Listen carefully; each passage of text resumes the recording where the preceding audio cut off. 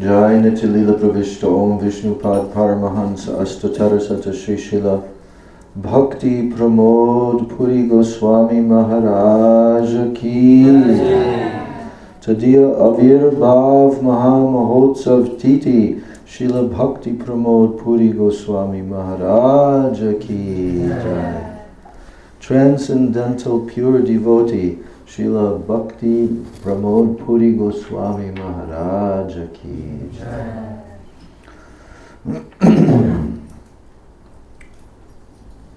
Jai Saparikar Shri Shri Guru Gauranga Gandharvika Giridhari Shri Shri Radha Vinod Bihari Jiyo Ki Jai. Shri Shri Radha Govinda Gopinath Madan Mohan Jiyo Ki Jai. Shri Shri Radha Madhava Jiyo Ki Jai.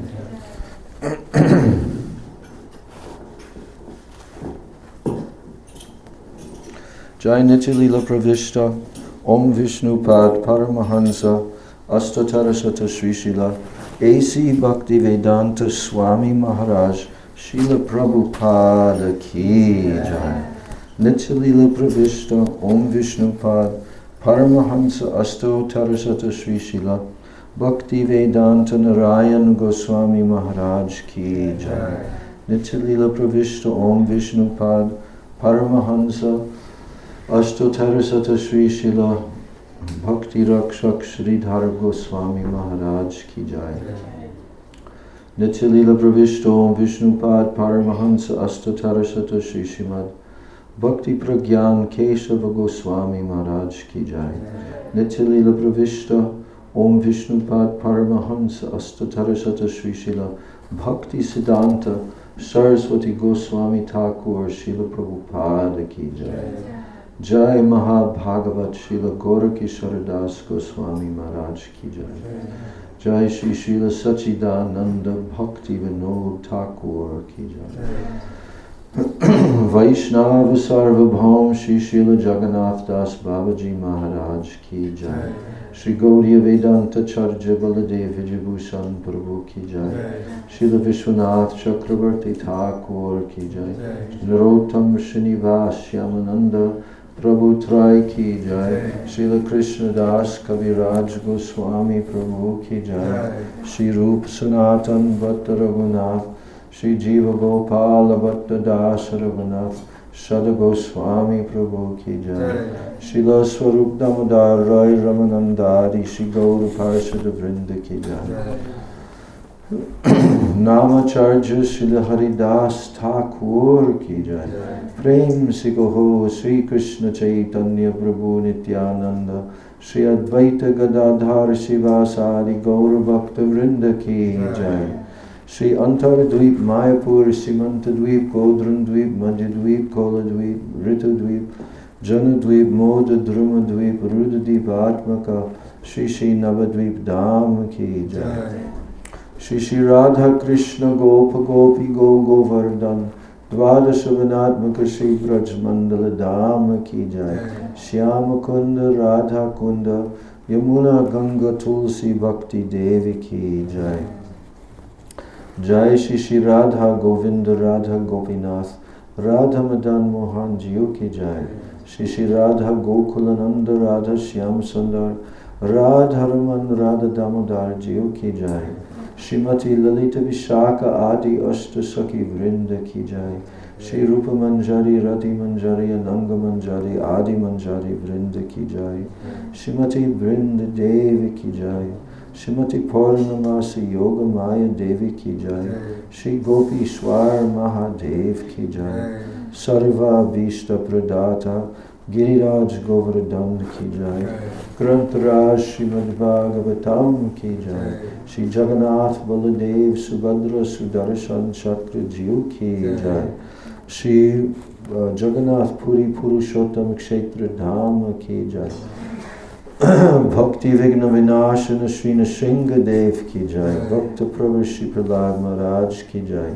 Charodam Charo Sampradaya Charo Acharya Ki Jai. Akara Matraj Shri Chaitanya Mat Ki Jai. Or Ananya Shaka Mat Samuha Ki Jai. Shri Vishva Vaishnav Raj Sabha Ki Jai. Ananta Koti Vaishnav Vrinda Ki Jai. त्रिभुवन पावन हरि नाम संकीर्तन की जय। त्रिभुवन मंगल हरि नाम प्रभु की जय। हरे कृष्णा महामंत्र की जय। श्री सचिनंदन गौर हरि की जय। श्री नित्यानंद महाजन की जय। श्री पंच तत्व की जय। समवेत भक्त वृंद की जय। समागत गौर भक्त वृंद की जय। जय श्रील भक्ति प्रमोद पुरी गोस्वामी महाराज आविर्भाव महामहोत्सव तिथि की जय। जय निताय गौर प्रेमानंदे।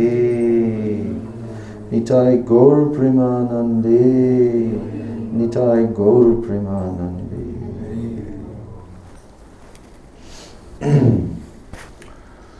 वंदे हम श्री गुरु श्रीयुता पदकमलं श्री गुरु वैष्णवांश्च श्रीरूपा साग्रजाता सहगना रघुनाथान्वितं तं सजीवं साद्वैतं सावधूतं परिजना सहितं कृष्ण चैतन्य देवं श्री राधा कृष्ण पदान् सहगना ललिता श्री विशाखान्वितंश्च ॐ अज्ञानतिमिरन्धस्य ज्ञानञ्जनशलाकया चक्षुरुन्मिलितं येन तस्मै श्रीगुरवे नमः। नमो विष्णुपदाय कृष्णपृष्ठाय भूतले श्रीमते भक्तिवेदान्त स्वामिनिति नामिने। नमस्ते सरस्वती देवे गौरवाणी प्रचारिणे निर्विशेष शून्यवादी पाश्चात्य देशतारिणे। नमो विष्णुपदाय राधिकायै प्रियात्मने श्री श्रीमद्भक्तिवेदान्त नारायणीति नामिने। श्री कृष्ण लीला कथने सुदक्षं अवतारे माधुर्य गुणैश्च युक्तं परं वरेण्यं पुरुषं महान्तं नारायणं तं शिरसा नमामि। नमो विष्णुपदाय कृष्णपृष्ठाय भूतले श्रीमते भक्तिरक्षक श्रीधर गोस्वामिनिति नामिने। नमो विष्णुपदाय आचार्य सिंहरूपिणे श्री श्रीमद्भक्ति प्रज्ञान केशव इति नामिने। अतिमर्त्य चरित्राय स्वश्रितानां पालने जीवदुःखे सदार्ताय श्रीनाम प्रेमदायिने। नमो विष्णुपदाय कृष्णपृष्ठाय भूतले श्रीमते भक्तिसिद्धान्त सरस्वती इति नामिने। शिवार्षवाणवी देवी दैत्याय कृपाबुधाये कृष्ण संबंध विज्ञान दायिने प्रभवे नमः। माधुर्य उज्ज्वल प्रेमाद्या श्रीरूपानुग भक्तिदा श्री गौर करुणा शक्ति विग्रहाय नमोस्तुते। नमस्ते गौरवाणी श्रीमूर्तये दीनतारिणे रूपानुगा विरुद्धाप सिद्धांत द्वंद्वहारिणे। नमो गौरकिशोराय साक्षात् वैराग्यमूर्तये विप्रलम्भर संबोधे अदाम्बुजायते नमः। नमो भक्तिविनोदाय सच्चिदानंद नामिने गौरशक्ति स्वरूपाय रूपानुगवरायते। गुराविर्भाव भूमिस्त्वं निर्देष्टा सज्जन प्रिया वैष्णव सार्वभौम श्री जगन्नाथाय ते नमः। वंशा कल्पतरुभ्यश्च कृपा सिन्धुभ्येव च पतितानां पावनेभ्यो वैष्णवेभ्यो नमो नमः। नमो महाभजन्याय कृष्णप्रेमप्रदायते कृष्णाय कृष्णचैतन्य नाम्ने गौरातिशे नमः। हे कृष्ण करुणा सिन्धो दीनबन्धो जगत्पते गोपेश गोपिकान्त राधाकान्त नमोस्तुते।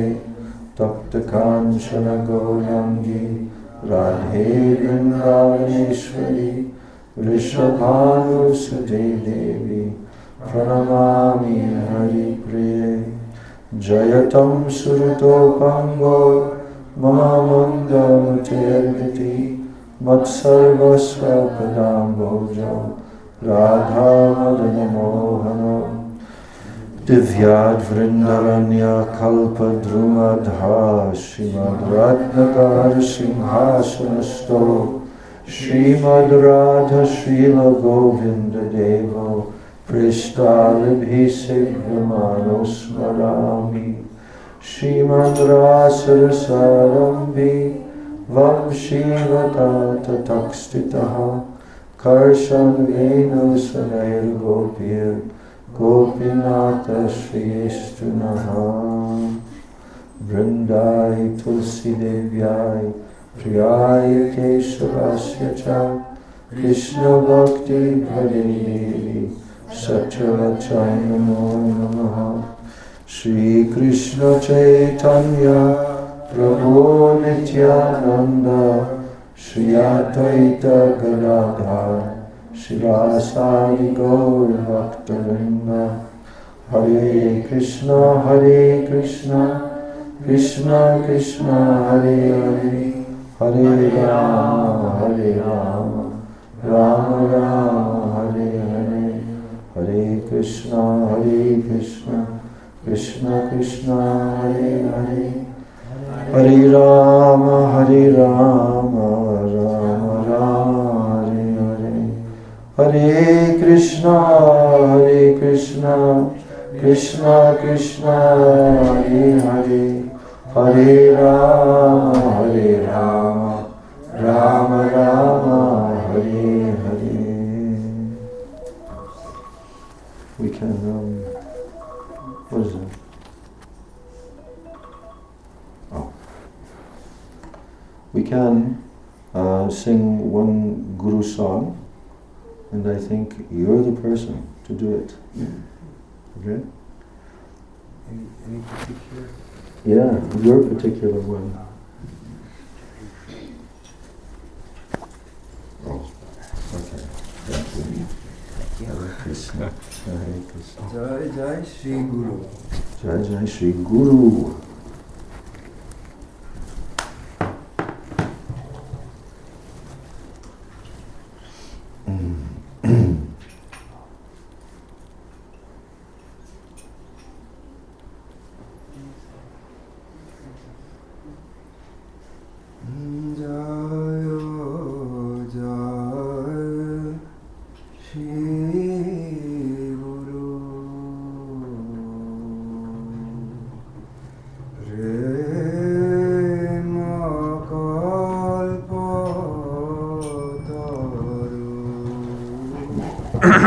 Jaya Jaya Shri Guru.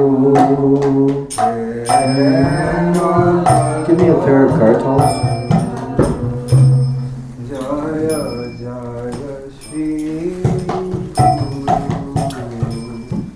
Prema Kalpataru.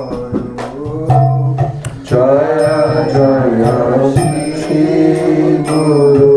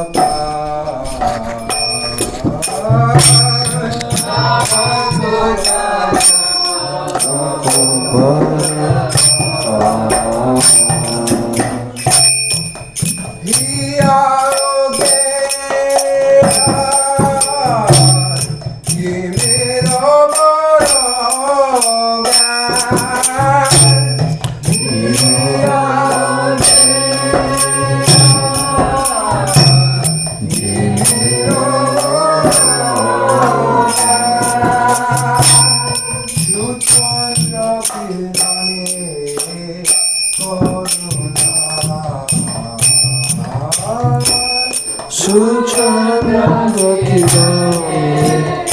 करुणा विहर जान आनंद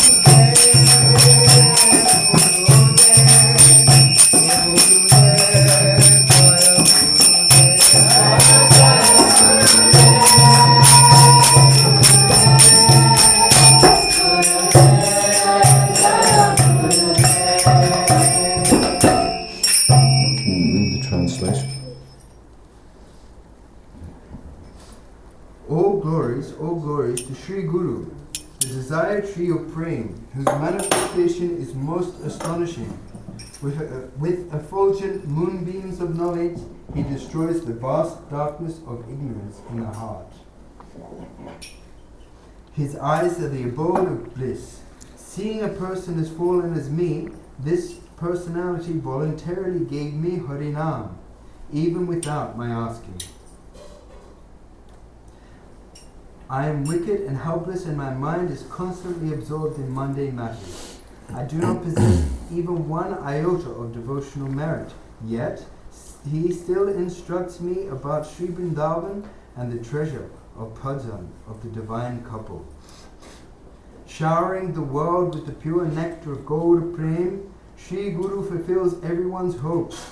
Having not developed rati for his lotus feet, this Vaishnav thus weeps.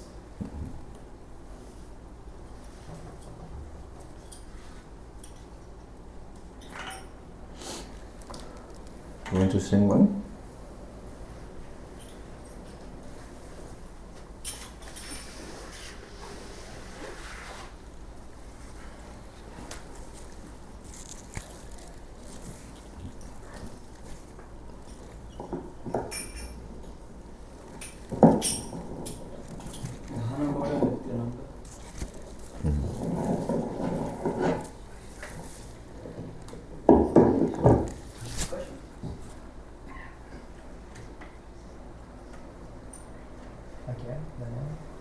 Dhanamora Nityananda by Narottam Das Thakur.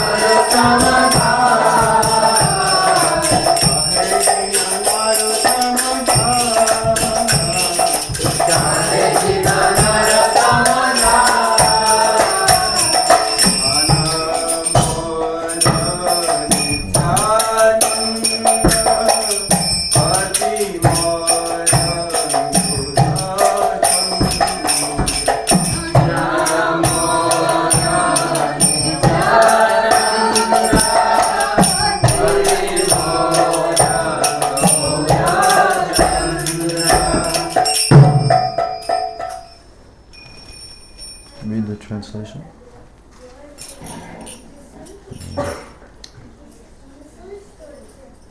Nityananda Prabhu is my wealth, Sri Gaurachandra is my master, and the youthful divine couple of Braj are my very life. Advaita Charya is my strength, Dadadhar Pandit is my family, and Narahari Sharaka is my joy. My bath is in the dust of the lotus feet of Vaishnavas.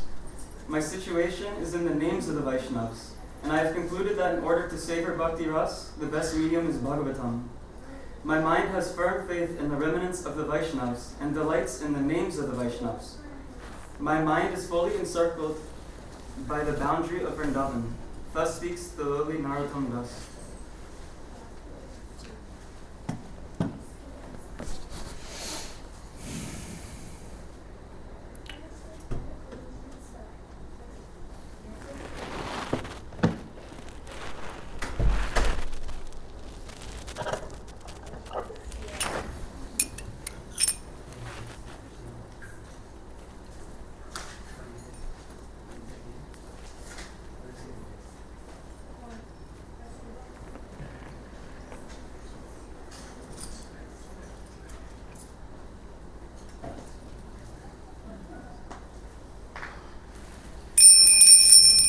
Gauranga বলিতে হবে পুলকাশালী।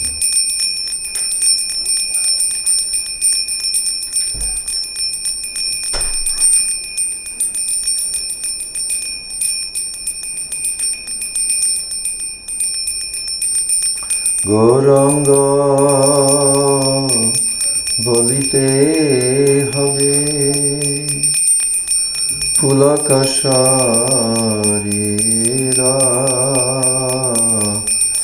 হরি হরি বলিতে না জানে বা তেনিরা।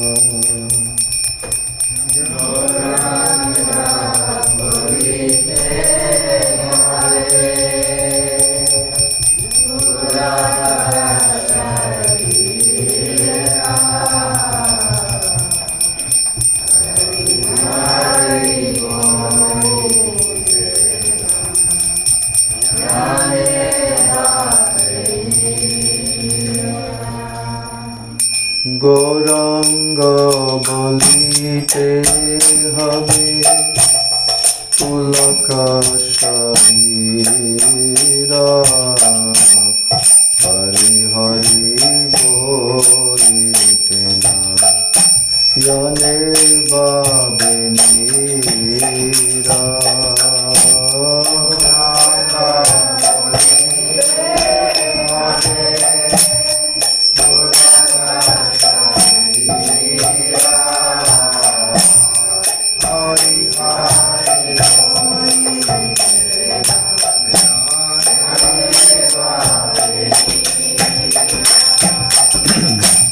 আর কবে নিতাই চন্দ্রের করুণাই রে, সংসার বাসনম কবে তুচ্ছ হবে।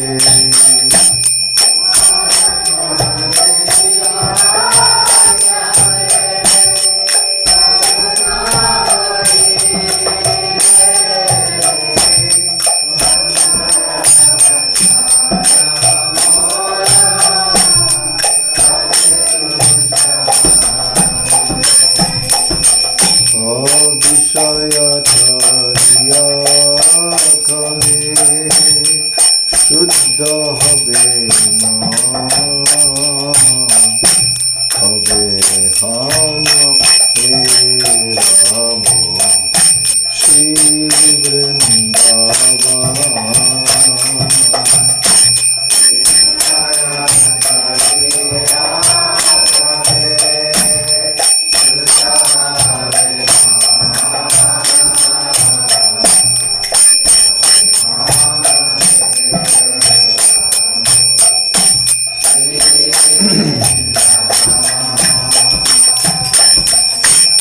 রূপ রঘুনাথ পদে হইবে আকুতি, কবে হারা বুঝা বসে যুগল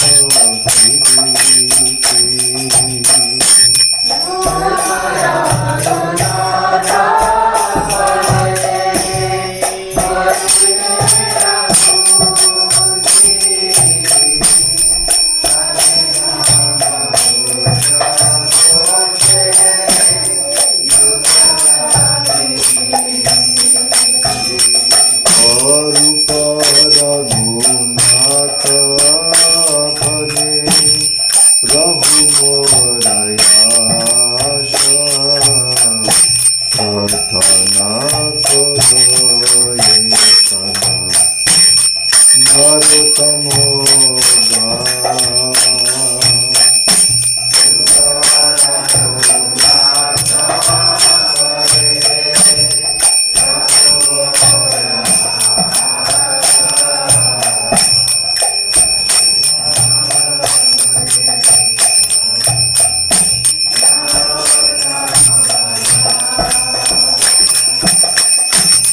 Shri Krishna Chaitanya Prabhu Nityananda Shri Advaita Gadadhar Shivasari Gaura Bhakta Vrinda.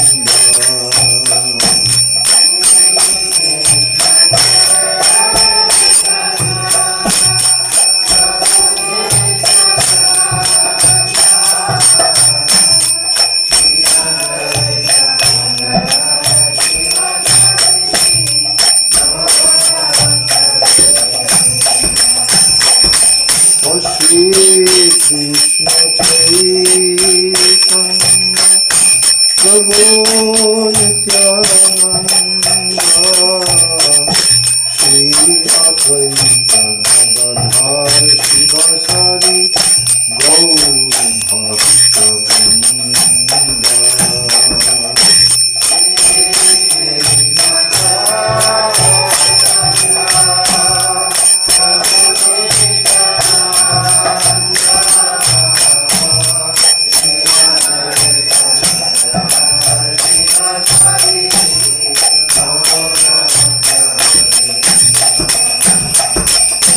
Hare Krishna, Krishna Krishna, Hare Hare, Hare Rama, Hare Rama, Rama Rama, Hare Hare, Hare Krishna. Hare Krishna,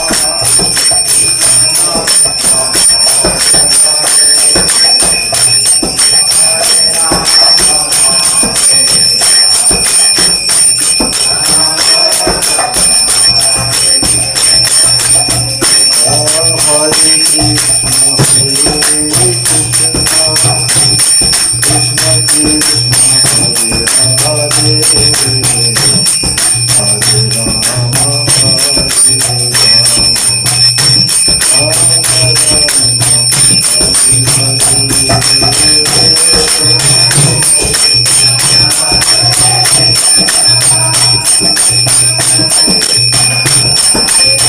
Hare Hare, Hare Rama,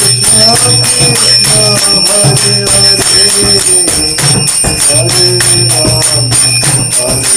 Rama, Rama Rama, Hare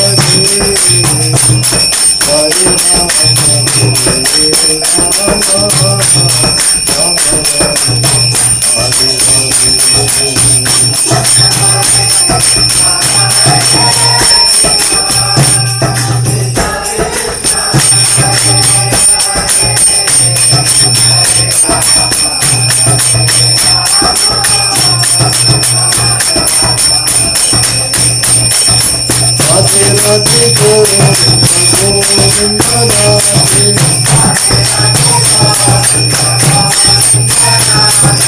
Radhe Radhe Govinda Govinda Radhe, Radhe Radhe Govinda Govinda Radhe,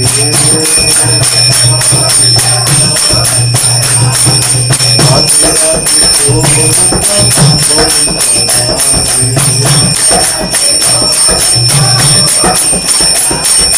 Govinda Radhe, Gopala Radhe, Radhe Radhe Govinda Govinda Radhe,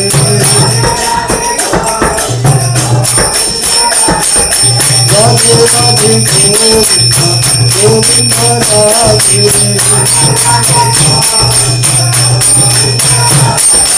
Radhe Radhe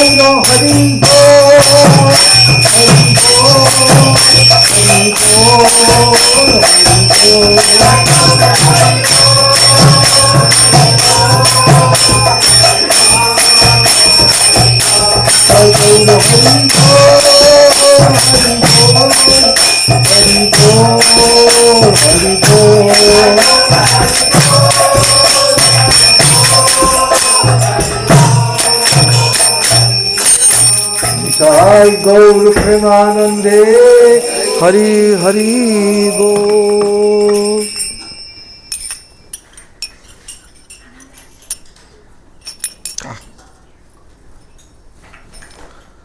I can't even raise my arms, otherwise this comes off the table. So, I want to read from My Beloved Masters, and I actually put it on my iPad, but I'm trying to find out where it is right now again, because I had it there. Would you like the physical copy? No, Okay. I want to read from here, but it's here. What program is it? This is Apple, you know, and that's what I can't remember whether it's. Let's see.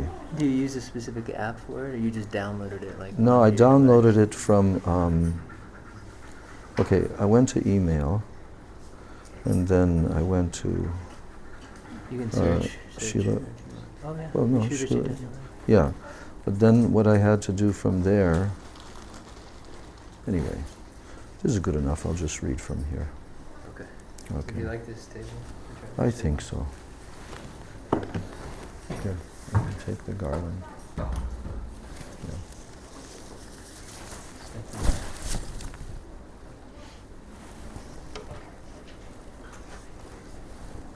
Maybe this blocks the camera, probably, but anyway. I can put it on the side. No, Okay. no, it's a bit, okay. I'll hold it for a while first.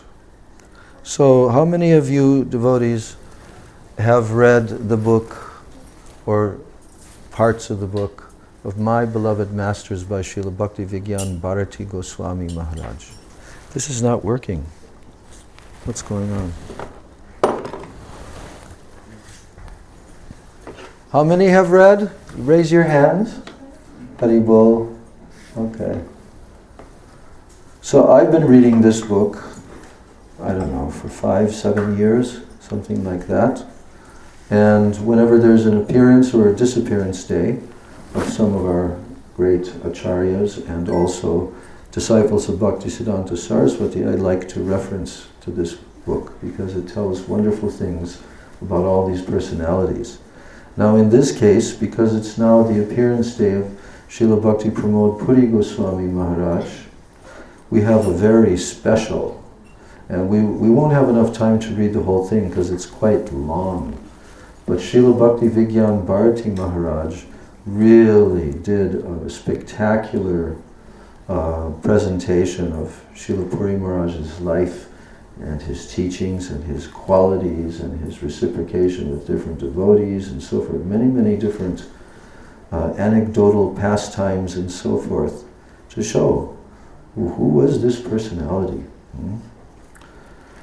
And he actually, Srila Bharati Maharaj spent 45 years with him. 45 years. So I don't think there's very many personalities, what to speak of living, nobody that spent that kind of time with him. So, and he was able to observe very special pastimes for Srila Bhakti Pramod Puri Maharaj. So he begins, he begins by saying that Srila Puri Maharaj did very unparalleled service to what? Srila Prabhupada's Brihad Mridanga. That was his topmost, main, #1 contribution. And how long did he do it for? Like 70 years? Yeah?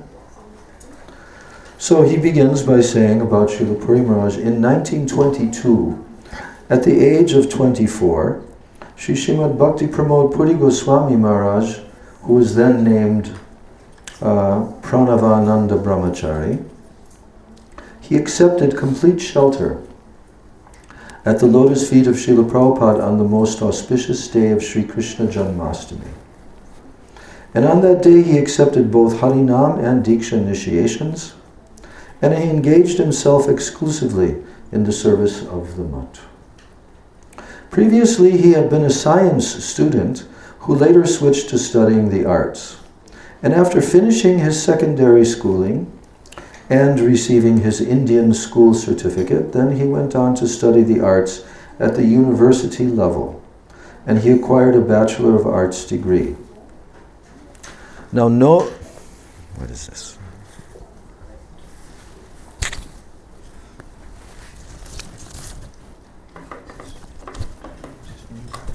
Oh, it's this garland. If you want, I can switch it with a smaller one. No, it's okay, it's okay. Knowing Sri Pranavananda Brahmachari to be well educated, Srila Prabhupada called him near and he said to him, I desire to publish a daily spiritual newspaper. Nowadays, we don't even have such things anymore. Newspapers, made out of paper. So, Srila Prabhupada wanted to publish a daily spiritual newspaper. What's going on? I'm not sure why it's doing that. I've tried changing the battery. Is it not charged or what? It's this thing. This thing keeps switching off. I don't know why. We put in new batteries that day, Yeah. so it shouldn't be the batteries. But we can try.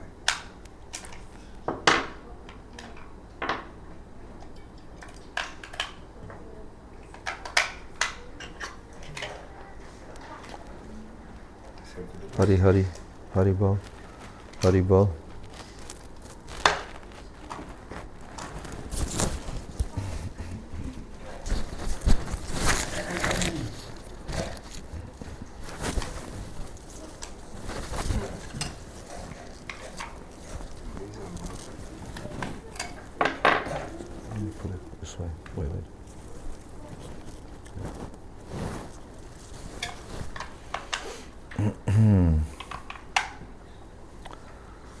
Gauranga, Gauranga, Gauranga. We just have to keep resetting it.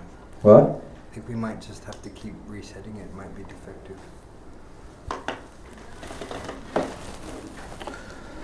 So he told that I desire to publish a daily spiritual newspaper which is titled the Doinik Nadia Prakash. And I want you to be its editor. So then Sri Pranavananda Brahmachari asked Srila Prabhupada, what are the duties of an editor? And Srila Prabhupada replied, when you begin your service and you start publishing the newspaper, you will automatically understand what must be done. When a devotee accepts the responsibility of performing a service with the intention of pleasing Sri Hari, Guru and Vaishnavas, then they themselves reveal all the necessary knowledge to him, and they invest him with the required competence to properly perform that service. There is no need to externally advise or instruct him on what must be done.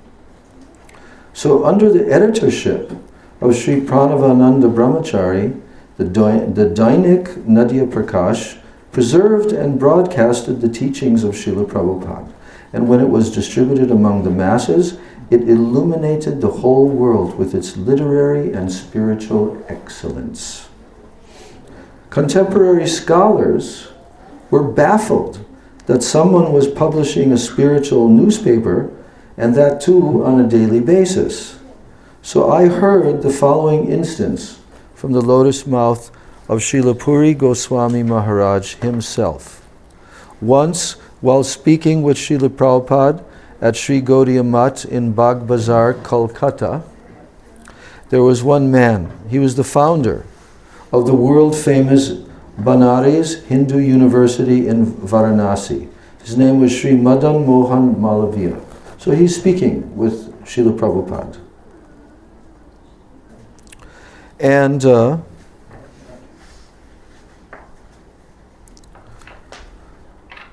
with great astonishment, that very highly positioned person, he asked Srila Prabhupada with great astonishment. He said, for how long will you be able to run this Dainik Nadia Prakash? And from where will you obtain the great number of spiritual articles needed to keep it in print every day? This was his question. You're doing a daily newspaper. How are you going to get all the materials and the articles and everything every single day, day in, day out? So then, Srila Prabhupada replied to him, your astonishment pales in comparison to the astonishment that I feel in seeing that you, a person regarded as foremost amongst the best scholars of India, is expressing wonder about these concerns. This material creation is merely the reflection of a quarter of the transcendental creation. And now Prabhupada is explaining.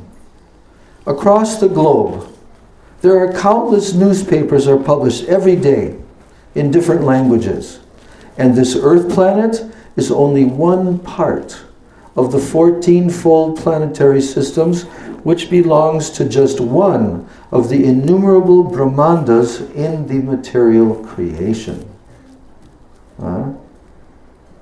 And despite the mundanity of the articles in these newspapers, everyone feels they are ever fresh. And therefore, why would you be astonished about the daily publishing of but one newspaper, the Dainik Nadia Prakash, which focuses on the transcendental spiritual world? In fact, we have enough transcendental content about the spiritual realm to publish numerous daily newspapers for all of eternity. So, that's what he told to this educated man, and of course, he understood, okay, I guess my question was pretty stupid. Now, for approximately 75 years of his life. From the time that Srila Prabhupada was physically present until well after Srila Prabhupada's departure. Srila Puri Goswami Maharaj experienced great internal bliss in his persistent and enthusiastic service of Srila Prabhupada's Brihad Mridanga, his printing press. You hear that all throughout this article, where you see how Srila Puri Maharaj was so attached to this. Even to his very last final days, he was still doing editing and everything concerning Srila Prabhupada's publications. Now, I personally witnessed, Srila Bharati Maharaj is telling, I personally witnessed how he engaged in publication services even in his advanced age. And in later years, his bent back prevented him from sitting straight and from writing for long periods of time. And so he used a wooden plank. Just put up a plank behind him to support his back, and he continued writing. Srila Puri Goswami Maharaj ki jai. Now, although his hands trembled from the effect of old age, and his previously elegant handwriting gradually became less legible, he never stopped writing. And despite his advanced age, he never discontinued his service to the Brihad Mridanga, for Srila Prabhupada had personally entrusted this service to him. So there you go. Srila Puri Goswami Maharaj's untiring service has greatly benefited each and every devotee amongst the Saraswat Gaudiya Vaishnavas. During this time, Srila Prabhupada when he was physically present, Srila Maharaj served as the editor of the Dainik Nadia Prakash. But not only that, he wrote articles for the weekly Gaudiya magazine, and he rendered various services for the publication of different scriptures, including an edition of the Srimad Bhagavatam with Srila Prabhupada's commentary and his own introductory overviews of each chapter, which was entitled Katha Sar. He wrote, Srila Puri Maharaj, introduction to every chapter of the whole Bhagavatam and the commentary of Bhaktisiddhanta Saraswati. After Srila Prabhupada's disappearance, then he became the editor of the monthly magazine named Gaudiya, and then later Sri Chaitanya Vani, which was founded by my Guru Padapadma, Srila Bhakti Dayita Madhav Maharaj. And additionally, he wrote numerous articles for a number of other magazines, and he edited and he published many scholarly books. Now, Srila Puri Goswami Maharaj's publication services presented each of the truly sincere followers of Srila Prabhupada with an opportunity to obtain their highest spiritual welfare. For this, the Sri Saraswat Gaudiya Vaishnavas remain eternally indebted and forever grateful to him.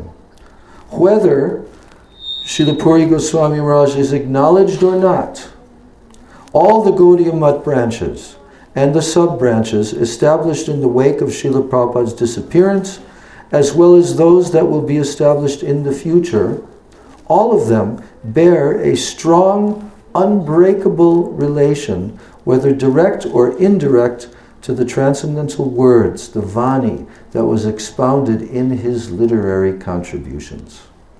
No respectable, virtuous person will ever deny this. So the various, after the Gaudiya Math institution manifested various disturbances following the disappearance of Srila Prabhupada, then inspired Srila Prabhupada, this inspired Srila Puri Goswami Maharaj and his godbrother Sri Ananda Leelamoy Prabhu to relocate to a place on the banks of the Ganga in Kalna. So actually the very first time I heard of Srila Bhakti Pramod Puri Maharaj was when I was at the ashram of Srila Bhakti Rakshak Sridhar Maharaj. And someone was mentioning that Srila Sridhar Maharaj had a very dear godbrother who used to come and visit him very often, off and on, right, over many, many years. And they called him Kalnapuri. Kalnapuri. But yes, Kalnapuri Maharaj, he came recently. So why? Because he lived in Ambika Kalna. Do you know Ambika Kalna? Yeah? What's Ambika Kalna famous for? You know? Yes, what else? And Nityananda got married. Yes, what else? The tamarind tree pastime with Mahaprabhu. Yeah, and the birth of the two daughters. Who's that? The wives of Lord Nityananda, Janava and Vasudha. So Ambika Kalna, a very great place. I mean, for all the Gaudiya Vaishnavas. And for those of us that live here in the Dham, it's not very far away in Gaudiya Mandala. You can go there quite quickly. So Srila Puri Maharaj, he relocated to a place on the banks of the Ganga in Kalna, a town in the district of Bardhaman. So Kalna was sanctified by the foot dust of Sri Chaitanya Mahaprabhu and Sri Nityananda Prabhu during their visit there. You know that famous pastime? Gauridasa Mandire? That he had Gaur-Nitai deities. And Gaur-Nitai themselves came there. And then when Gaur-Nitai were going to leave, then the deities also wanted to leave, because they're non-different than Gaur-Nitai. You can see those deities. They're actually there. Gauridas Pandit's temple there. And you couldn't tell who was who. Huh? They kept going back and forth. They couldn't tell who was who anymore. Yes. Now, so during one of his preaching missions to England, Sri Srimad Bhakti Hriday Van Goswami Maharaj, he met the king of Bardhaman. So that's the king of that district, where Ambika Kalna. And in 1959, on the recommendation of Srila Van Goswami Maharaj, the king donated that ancient Ananta Vasudev temple in Kalna to Srila Puri Goswami Maharaj. So at that time, Srila Puri Goswami Maharaj had already been serving his personal deities, which are Sri Sri Radha Gopinath, for a considerably long time. And honoring the king's request, he then began serving both Ananta Vasudev and Sri Sri Radha Gopinath with great love and affection. Now the Archan, the deity worship, that is performed by liberated personalities, not personalities like me and most of us, but liberated personalities. When they do Archan, when they do deity worship, for instance, he gives a whole list here. The worship of Sri Gopal, by who? Sri Madhavendra Puripad. Or Sri Govinda Dev, by who? Who worships Sri Govinda Dev? Sri Rupa Goswami. Or Sri Madan Mohan, by who? Sri Radha Vinod, by who? Lokanath Das Goswami. Sri Giriraj Shila, by? Yes, Raghunath Das Goswami Pad. Sri Radharaman, by? Yes, Gopal Bhatta Goswami Pad. Sri Vrindavan Chandra, by? Srila Krishnadas Kaviraj Goswami. Sriman Mahaprabhu, by who? Sri Narottam Das Thakur. Sri Shyamasundar, by? Shyamananda Prabhu. Sri Sri Radha Gokulananda, by? Vishwanath Chakravarti Thakur. Sri Radha Vijay, by? Sri Baladev Vijabhushan Prabhu. and the many deities served by recent acharyas, it is not the same. Their archan to their deities is not the same as the archan performed by ordinary conditioned souls. The difference between them is like that between heaven and hell. So liberated personalities, they're able to realize what? What do they realize? They realize that the transcendental non-difference between the three forms of Bhagavan, his name, his deity form, and his intrinsic form, his Swarup. They realize the non-difference, how transcendentally the same. Therefore, they are able to serve him in an appropriate mood. But the conditioned souls, lacking such transcendental realization, they must abide by prescribed rules and regulations when performing deity worship. Now, Srila Puri Goswami Maharaj, he was actually fully renounced throughout his entire life. He always considered serving Srila Prabhupada's printing press a service that was entrusted to him by Srila Prabhupada himself. He considered that to be his primary objective. And when the opportunity arose to perform other services, he would perform them with great sincerity, but he never developed such an attachment to them as he did to serving Srila Prabhupada by publishing spiritual literature. Now, Srila Puri Goswami Maharaj never directed even a fraction of his energy toward intentionally collecting money, attracting followers, garnering recognition, or acquiring land. He would always say, a person is led to that in which he invests his energy. So as part of his daily deity worship, Srila Puri Goswami Maharaj would bathe the deities in water. He personally fetched from the nearby Ganga, there in Ambika Kalna. And he would personally offer them bhog and then perform artik. And when he would go out to collect bhiksha, which means alms, Sri Ananda Leelamoy Prabhu would serve the deities. And then conversely, when Sri Ananda Leelamoy Prabhu would collect bhiksha, then Srila Puri Goswami Maharaj would serve the deities. So once, Guru Maharaj sent me a letter when I was in Kolkata.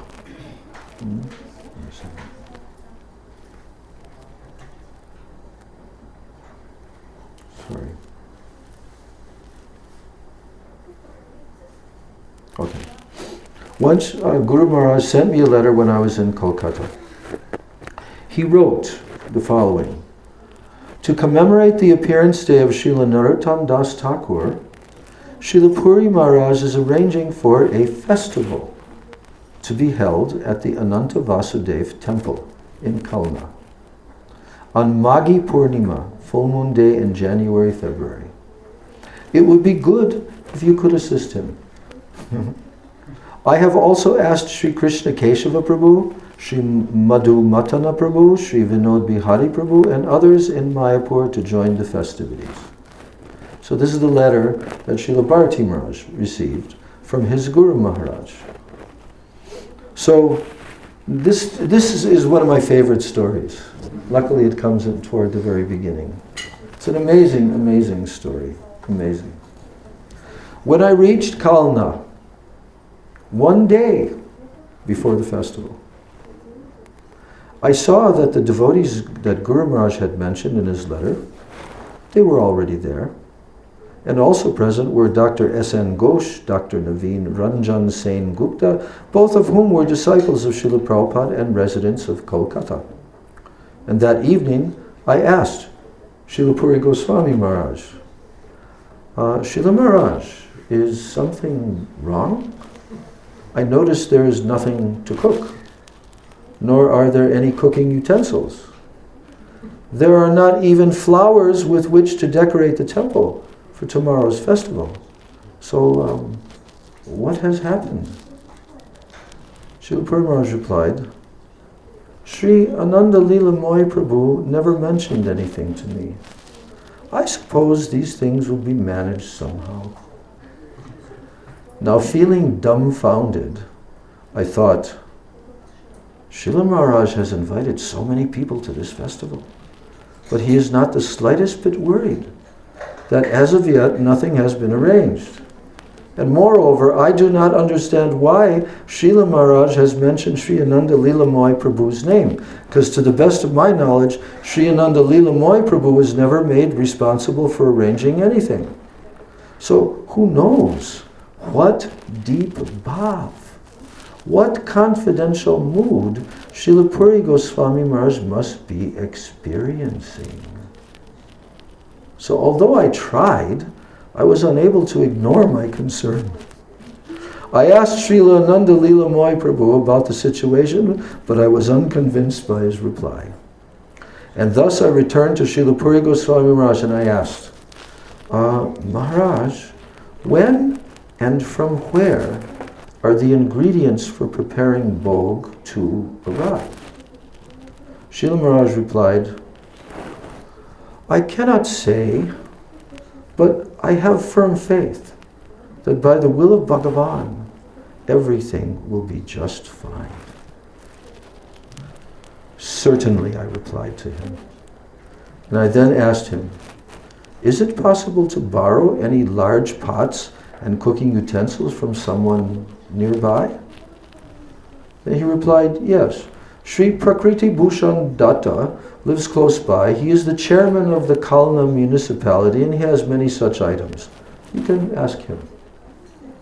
And early the next morning, on the day of the festival, I went to the house of Sri Prakriti Bhushan. This is the day of the festival. I went to the house of Sri Prakriti Bhushan Datta and I knocked on the door. So this is early in the morning. And when he sluggishly approached the entryway, I realized I had just woken him. So I first offered my apologies and then I explained the reason for my visit. So without asking any questions or without saying anything, he called for his servant, gave him the keys to the room where the pots and the utensils were kept and said, let him take whatever he needs.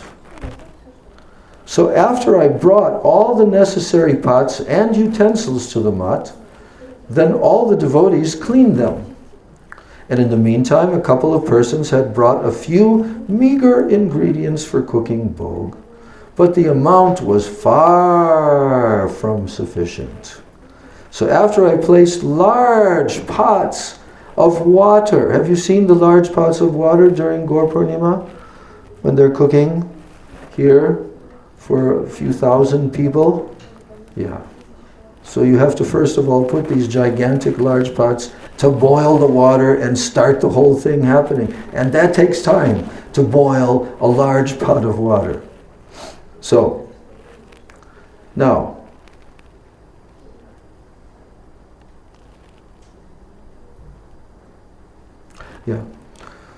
So after I placed these large pots of water on the stoves to boil, I sat back and I waited for more ingredients to arrive.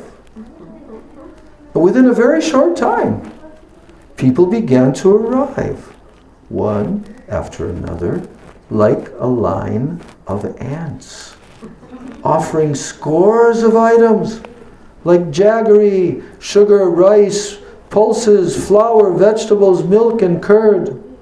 Suddenly, there was no shortage at all.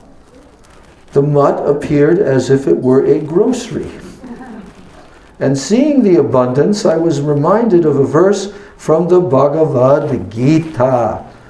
Give you a hint. Chapter 9,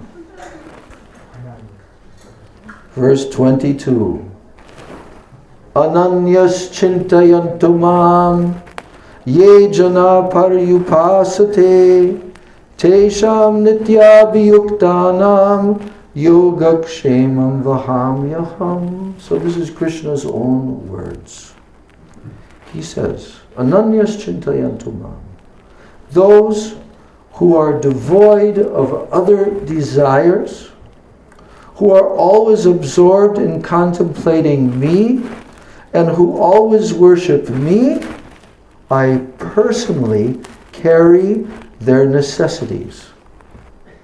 and I preserve what they presently have. Yogakshemam vahami aham. Vahami means I carry, aham. Krishna says, I personally carry. Yogakshemam. Now, I considered myself fortunate to witness such a practical example of this verse manifest before me. My bliss knew no end. And seeing that no one was available to cook for the festival, I gratefully accepted the responsibility, and I cooked under the guidance of Sripad Krishna Keshava Brahmachari, who used to cook for Srila Prabhupada. Never before had I cooked for so many people at one time. I cooked all the preparations ordered by Srila Puri Goswami Maharaj, and I did not stop until everyone was fully satisfied. Lunch prasad was served the entire afternoon until evening approached. Innumerable devotees honored that prasad. Many of them even took some prasad home with them. But still there was no scarcity. In fact, the remaining ingredients were so plentiful that they lasted an entire month. And even so, Srila Puri Goswami Maharaj was just as indifferent toward saving those ingredients as he was toward collecting them from the start. He was genuinely unconcerned for the future. And he appeared to be the embodiment of the following verse from Bhakti Rasamrita Sindhu, Rupa Goswami's verse, Alabdeva vinashteva, bhaksya chadana sadhane, aviklava matir bhutva, harim eva dhyasmarit.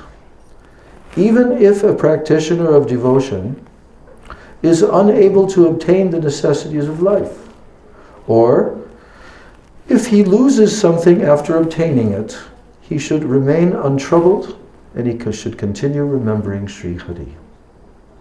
So, organizing a festival after having first collected all the necessary items is not the same as organizing a festival without having collected anything in advance.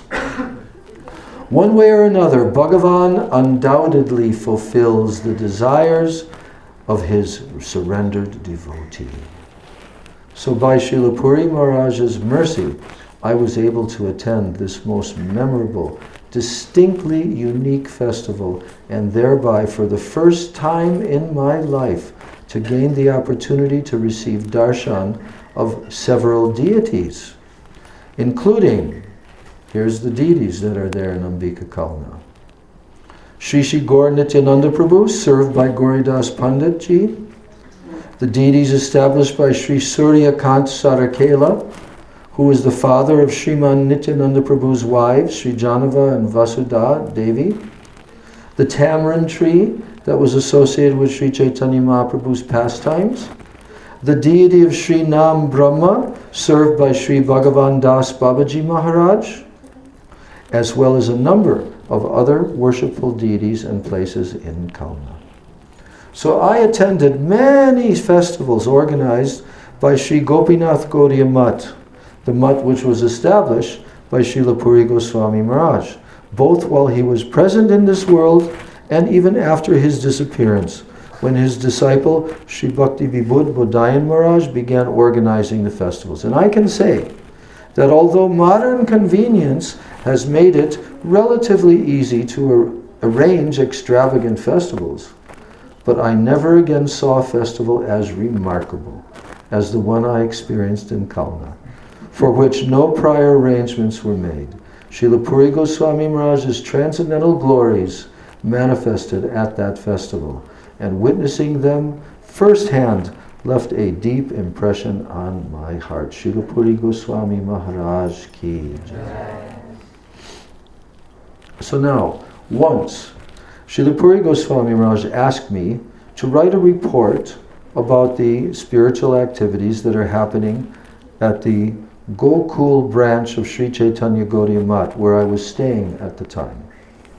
The report was to be published in Sri Chaitanya Gaudiya Mutt's monthly magazine, which is called Sri Chaitanya Vani.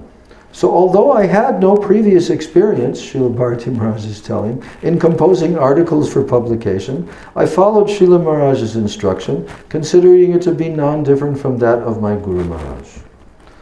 So I sent my finalized report to him with a cover letter stating, "O Srila Maharajji, although I have no prior journalistic experience, I have written this report to the best of my limited ability.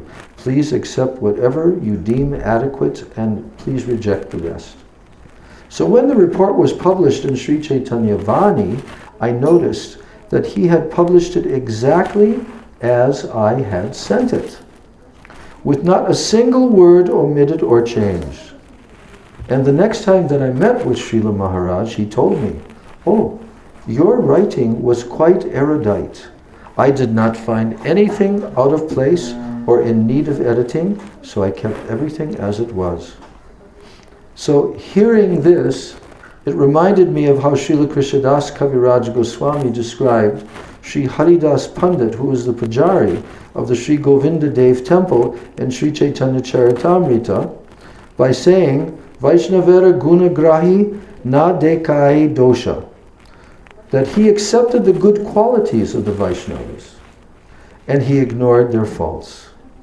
So Srila Puri Goswami Maharaj's conduct, not only in this instant, but throughout his life, it served as proof that he too possessed this special quality of seeing only the positive attributes of others. And, I've heard this, that Srila Puri Maharaj, he would never like to hear any devotee being criticized in his presence. And even when he would hear something like that, someone speaking about another devotee, then Srila Puri Maharaj would point out, "Oh, but he also has so many good qualities like this." This was his nature. This was his true transcendental nature. Now, the next section is called a Pranayi Bhakta. You know Pranayi?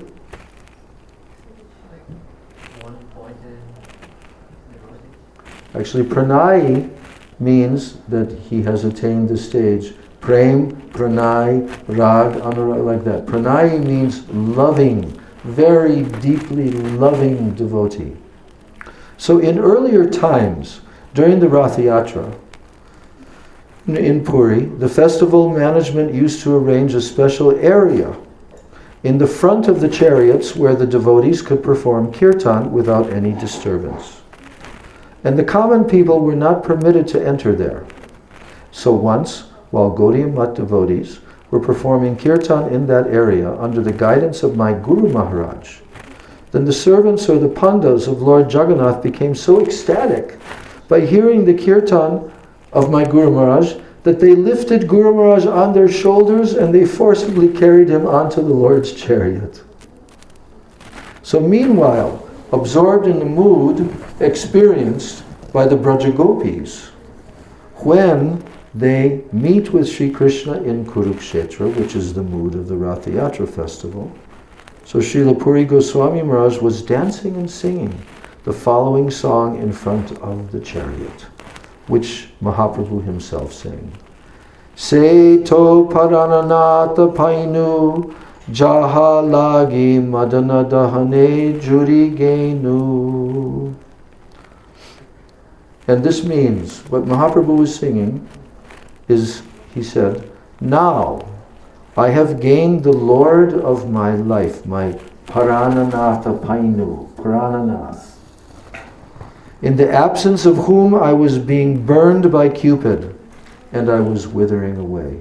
So when Mahaprabhu sang this in front of the Rath Yatra carts, what was his mood? Mahaprabhu's mood. He was directly experiencing Srimati Radhika's overflowing prem and separation mood, which is the mood of the Rath Yatra festival. And who is Mahaprabhu? He's Gauranga. Because why? He's taken the golden color of Srimati Radhika and all of her moods, bhavs, all of her bhavs and her kanti. And now that Mahaprabhu appeared within this world. And during the entire time that he was here, not just in Puri, not just in his sannyas, even when he was here in Navadvip, so many moods he was expressing of Srimati Radhika. That's his eternal position. So now you can imagine that such exalted personalities who are doing, this kirtan in front of Lord Jagannath in the Rath Yatra festival, they're so deeply absorbed like that. And Srila Puri Maharaj was singing this song. So, while Srila Puri Maharaj was fully absorbed in singing this kirtan, then all the devotees around him, they also became immersed in the same mood of meeting, and they were feeling jubilant. Now here's the story. At that time, while they're all there, a pickpocket used this opportunity to steal Srila Puri Goswami Maharaj's wallet from his bag. And since most of the devotees were absorbed in the kirtan, no one noticed, except one of my godbrothers, Sri Narayan Brahmachari, who later became Bhakti Prasad Puri Maharaj, who rushed forward and caught the pickpocket. Then while restraining the thief, Sri Narayan Brahmachari desperately tried to get the attention of Srila Puri Goswami Maharaj, but Srila Maharaj was so absorbed in kirtan, he didn't pay any attention to his words. And when Sri Narayan Brahmachari tried more insistently, Srila Maharaj suddenly became very upset, and he chastised him. "Why are you disturbing me? Let him take the money. Money will come and go. But the mood that we are experiencing at this moment, it may not come again." So among the people who witnessed this, who could truly understand Srila Puri Goswami Maharaj's internal mood or the cause of his irritation? It is only when one is highly sincere, spiritually mature, or in other words, completely surrendered, that one will be able to even notice such a subtle thing. What to speak of understand it? So therefore, although a Pranayi Bhakta may be present before us, and though we may personally witness his conduct, we will be unable to recognize him until we become completely sincere and we surrender ourselves to his will. Without sincerity and surrender, we will not realize that his activities are those of a Mahabhagavata and not of an ordinary devotee. It is only when we become truly sincere that a Pranayi Bhakta, out of his non-duplicitous mercy, reveals his true identity and his exalted position. At such a time, we will be able to not only understand the conduct of the Pranayi Bhaktas, but also keep it in our mind and our heart, and preserve it by imbibing it in our lives. So by the mercy of those elevated Vaishnavas, we will be granted the vision to clearly understand the true form of their transcendental activities and the deep moods behind them. Here's a very important statement. They're all important, but here now, Srila Bharati Maharaj is saying there is actually no possibility that Pranayi Bhaktas will manifest their mercy in a place where there is a fault in surrender. A place where there is a fault in Sharanagati, surrender, they will not manifest their mercy. And in the absence of their mercy, we will remain unable to recognize such advanced personalities. And because of this, we will at times misconstrue their conduct as being improper. Here's a verse from Chaitanya Charitamrita from Sanatana Goswami Shiksha. Mahat kripa bina kono karme bhakti noi. Krishna bhakti dure rahu samsar nahe kshoy. One cannot obtain bhakti without the mercy of who?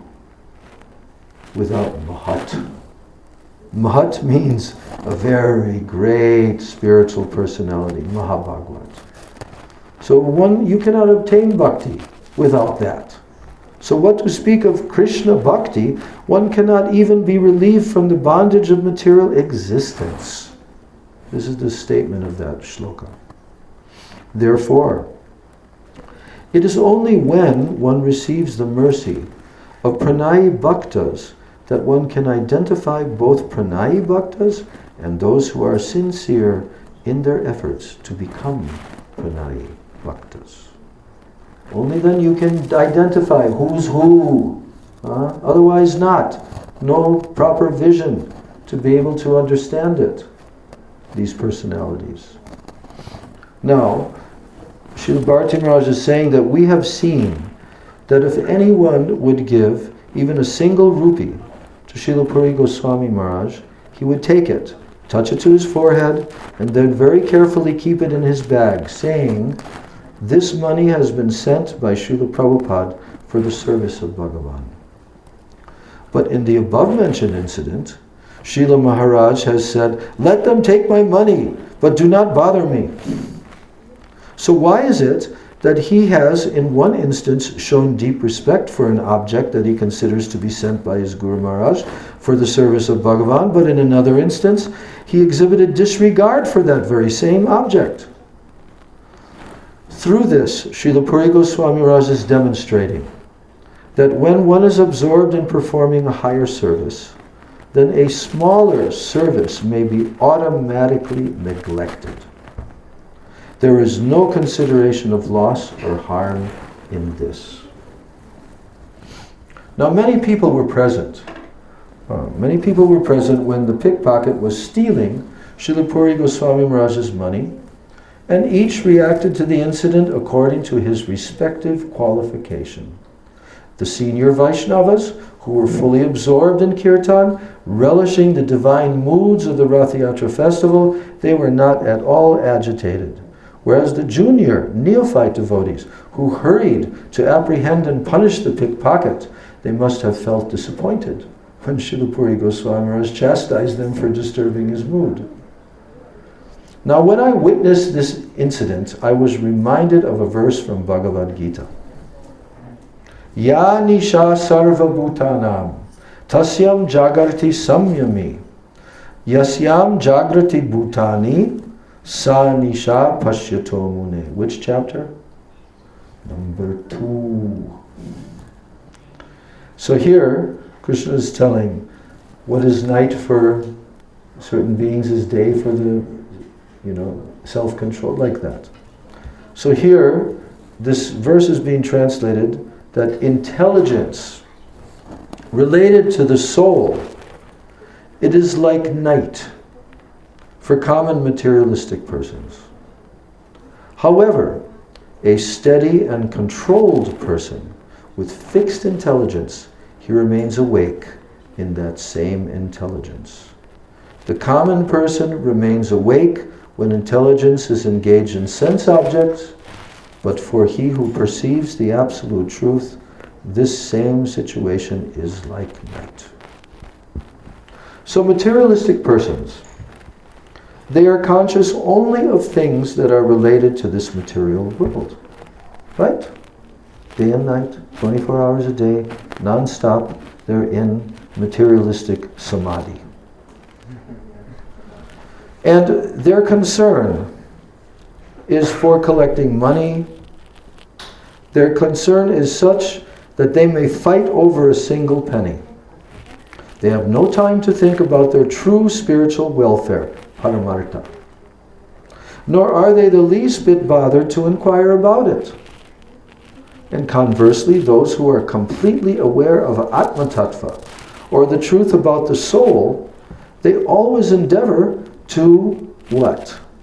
To accrue their real transcendental wealth. They do not waste even a single moment by caring for material possessions, knowing well that such things hold no true value. So in accordance In accordance with this verse from the Bhagavad Gita, I could observe that the senior Vaishnavas participating in Srila Puri Goswami Maharaj's kirtan, their completely absorbed mood, they had similar to his.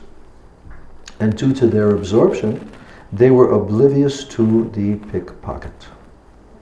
The neophyte devotees, however, they were oblivious to the senior Vaishnava's absorption, and so their priority was to apprehend the pickpocket. So that's the description of that particular pastime. Very interesting. Srila Puri Goswami Maharaj ki jai. Now he goes on and is telling, I had the good fortune of performing parikrama of Sri Navadvip Dham, of Sri Braj Mandala, North India, South India with my Guru Maharaj, and many other disciples of Srila Prabhupada Bhaktisiddhanta Saraswati Thakur. They carried deeply intense feelings of separation within their hearts, and their words were so powerful that we would experience great bliss in their association. So despite our being engaged in the physical labor of organizing the parikrama from morning till night, we were able to experience that great bliss in their association. Now once, during Brajmandala Parikrama in Govardhan, the Parikrama party reached Govinda Kunda, and later, it was a little bit later than the scheduled time. You know Govinda Kunda in Govardhan. So Srila Puri Goswami Maharaj addressed the assembled devotees, and he told them, although it is very late, and I am not a capable speaker, Sri Bhakti Dayata Madhav Maharaj has given me the service of speaking about every place that we visit by reading excerpts from Sri Chaitanya Charitamrita, Bhakti Ratnakara, and other scriptures in which the glories of those places have been described. I do not mind speaking here, but it is late, and there are still many other places that we must go, and all of you must be feeling quite hungry. So therefore I will speak only if you are willing to listen, and otherwise we will take darshan of other places now and then speak their glories when time permits, so that you may take prasad sooner rather than later. So what do you think the whole audience of devotees replied? They replied in unison, food is plentifully available in our homes. We have come to perform parikrama and to taste the nectar that you are pouring into our ears. We are not here to simply eat, drink, and sleep. Please kindly narrate the pastimes associated with these places that we are visiting. So then at that time, Srila Puri Goswami Maharaj began reading from Sri Chaitanya Charitamrita about the pastimes of Sri Madhavendra Puripad, as well as the glories of Govinda Kunda, the pastimes that took place there. Next he spoke on the glories of Giriraj Govardhan. He recited Sri Govardhan Vasa Prarthana Dasakam, composed by Srila Raghunath Das Goswami, in which Srila Raghunath Das Goswami prays, Nija Nikata Nivasam Dehi Govardhanatvam, Nija Nikata Nivasam Dehi Govardhanatvam. O Giriraj Govardhan, please give me residence close to you. So the entire assembly listened very attentively and remained so quiet that anyone could have heard a pin drop. Tears flowed from the eyes of many. Nobody experienced hunger or thirst. All were fully absorbed in Harikatha. So now he makes the comment, Srila Bharati Maharaj says, nowadays, the devotees performing and arranging parikrama, they do not have to undergo the same level of strenuous labor as the devotees did in the past. They have sufficient time to relax, hear Harikatha. Despite this, we do not see this type of bliss we used to experience during parikrama manifesting in the current parikrama parties. When we perform parikrama in the association of pranayi bhaktas, there is never any time for nonsense. Rather, we become completely focused on hearing chanting and remembering. Only in the association of such exalted devotees can one understand and realize the real benefit of performing parikrama. Then, our parikrama party once stayed at Vrindavan's Dharavaja Dharmashala in Mathura during the Vrajmandala parikrama. It had rained heavily that particular year, and so Yamuna Devi's water level was much higher than normal. Like, I heard that this is the highest, not just Yamuna Devi in Vrindavan, but in Calcutta, the highest like in 80 years, you know. There's floods that are going on and like that. So due to his advanced age, Srila Puri Goswami Maharaj walked very slowly, and generally he remained in the back of the parikrama procession. So my service at that time was to trail behind and also to prevent pilgrims from becoming separated from the group. So fortunately, this gave me the opportunity to walk beside Srila Puri Goswami Maharaj and hear him comment on the glories of each place that we passed. And noticing the locals passing urine and stool very close to the ghats, many of the pilgrims on our parikrama party, they would spit in disgust as they walked past those places, and they would remain fixated on it, keeping it as a topic of discussion for much of the parikrama. Did you see? So seeing this, Srila Puri Goswami Maharaj expressed his displeasure with these pilgrims by saying, "These people have not come here to have darshan of the Dham, but of stool and urine. The proper method of having darshan involves hearing the glories of the Dham from the lips of a realized Vaishnav sadhu. These pilgrims have yet to realize that actual, authentic darshan cannot be attained through one's material senses." So that's the comment about that incident. The next section is titled "The Severity of Offending Vaishnavas." Once my godbrother, Sri Vishnu Das, later known as Sri Bhakti Vivek Paramarthi Maharaj, and I, we accompanied Srila Bhakti Pramod Puri Goswami Maharaj on a train from Calcutta to Puri. And while the train was standing on the platform at Howrah Station in Calcutta, a very wealthy man, in the presence of many other passengers, spoke to Sri Vishnu Prabhu in a rude manner, cursing at him, calling him many derogatory names. So the nature of Srila Puri Goswami Maharaj exactly mirrored Scripture's description of extraordinary personalities, which is what? Vajrad apikatorani mriduni kusumadapi. This means that those personalities are harder than a thunderbolt and also softer than a flower. So when the same wealthy man who had cursed Sri Vishnu Prabhu tried to offer pranami, some donation, to Srila Puri Goswami Maharaj, in whom the qualities of sweetness and softness were prominent, Srila Puri Maharaj manifested his quality of forcefulness, and he strongly rejected his offer. He told the man, "You have committed Vaishnava Parad. What to speak of accepting an offering? I do not even want to speak to or keep any relation with a person like you." Then the wealthy man said, "Oh Maharaj, I want to serve you. Please be merciful and accept this small offering from me." Srila Puri Goswami Maharaj said, "If I accept service from you, I too will be implicated in your offense. I will never accept anything from you."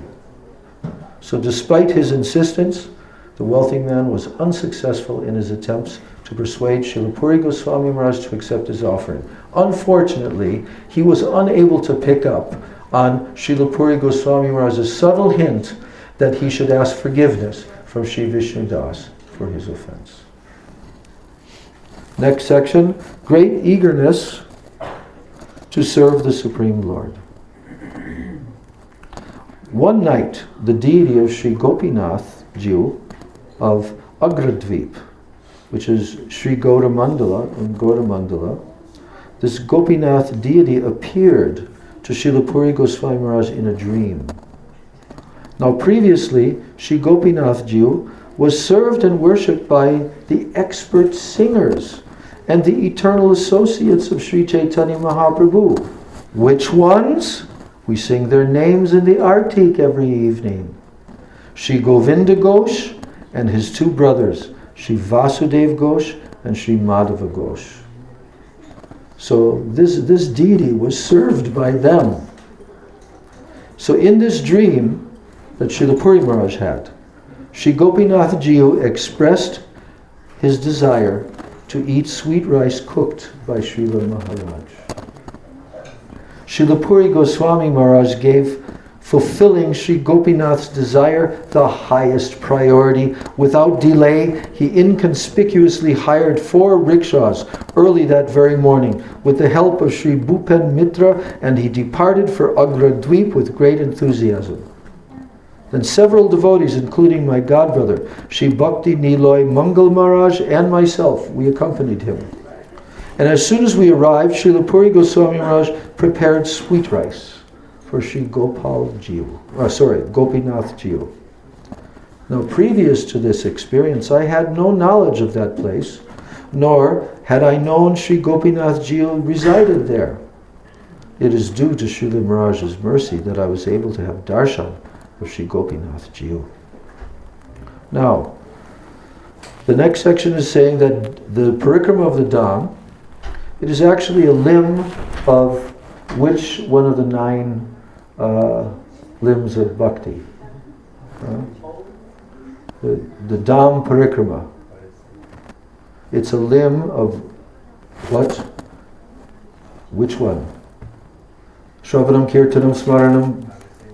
Huh? No.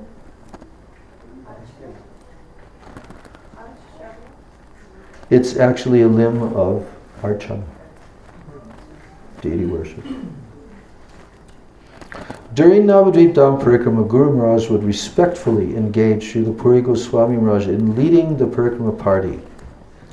In this way, all the pilgrims could perform Parikrama under Srila Maharaj's senior guidance. So every morning, in the Mutt, before the Parikrama party departed, a number of devotees and I, we would serve prasad to the sannyasis, brahmacharis and pilgrims. Srila Puri Goswami Maharaj and Guru Maharaj, however, would not accept prasad at that time.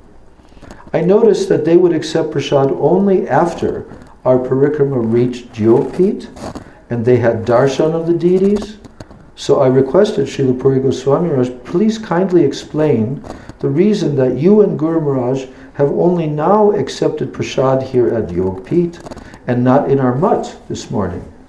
I am unable to understand the mysterious principle behind your conduct.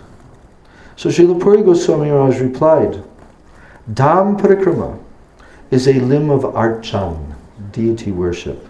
And just as a pujari accepts prasad only after completing his Archan, and he is thereby not obliged to fast until the midday offering, so we do not accept prasad until our first darshan of the day, and we do not observe any further fasting after that.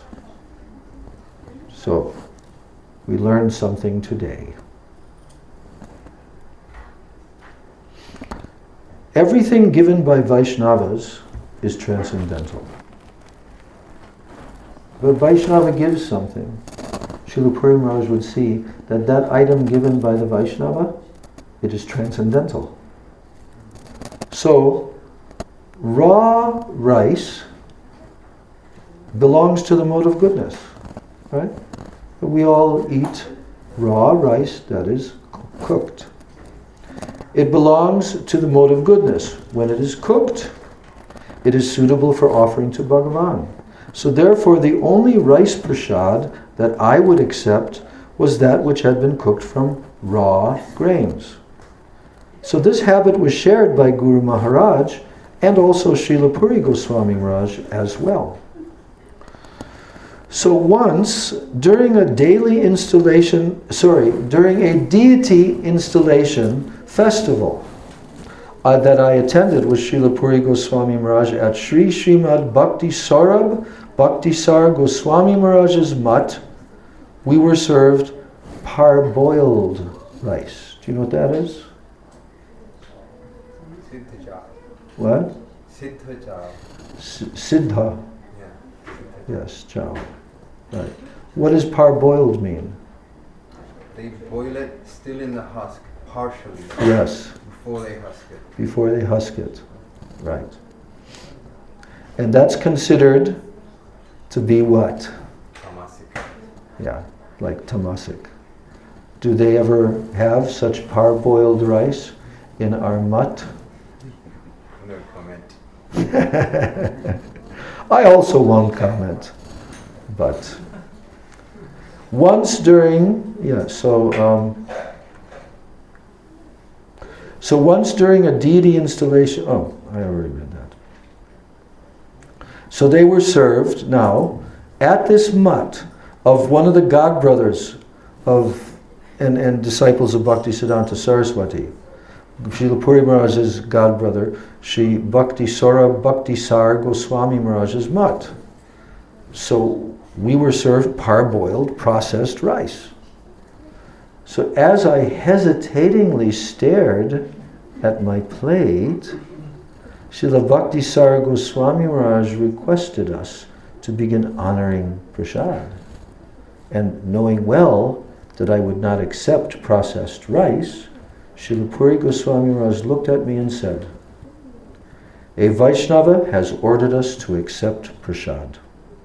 Everything offered by the Vaishnavas is nirgun, or transcendental, and free from the effects of the three modes of material nature." And he then began honoring prasad.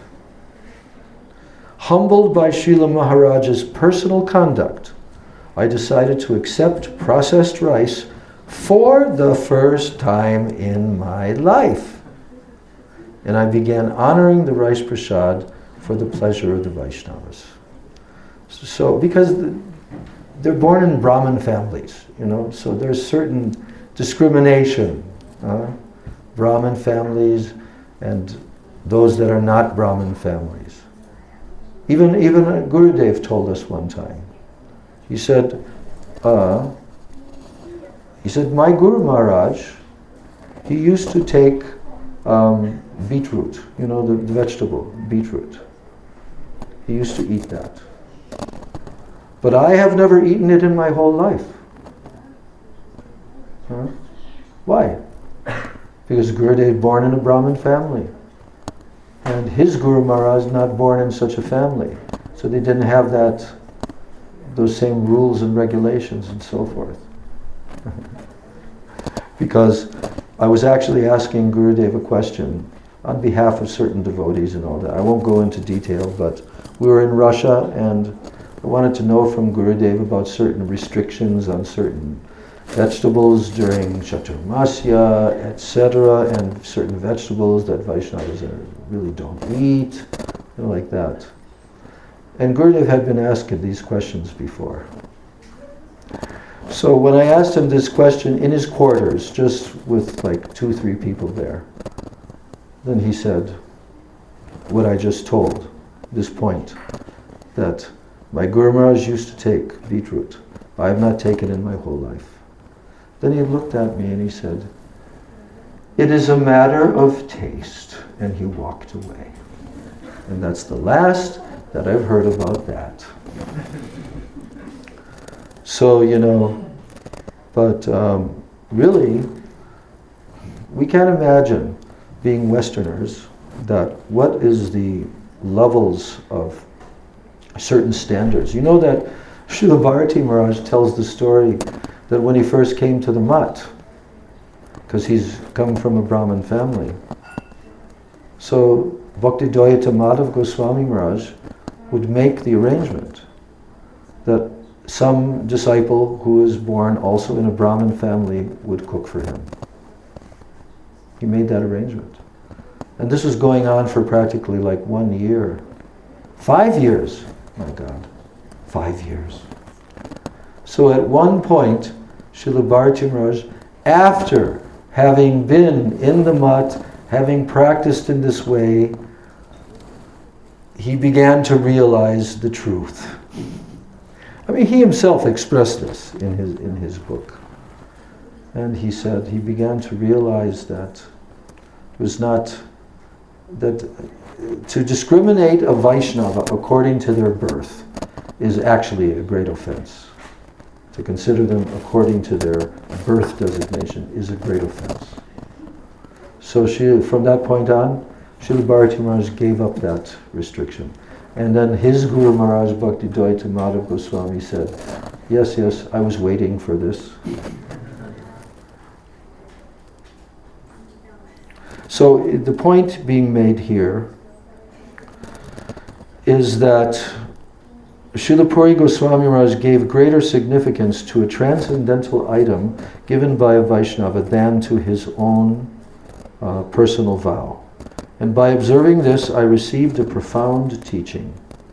A person may strictly maintain vows in order to attain objects belonging to this 14-fold planetary system, but bhakti can be attained only by giving precedence to Vaishnav Seva.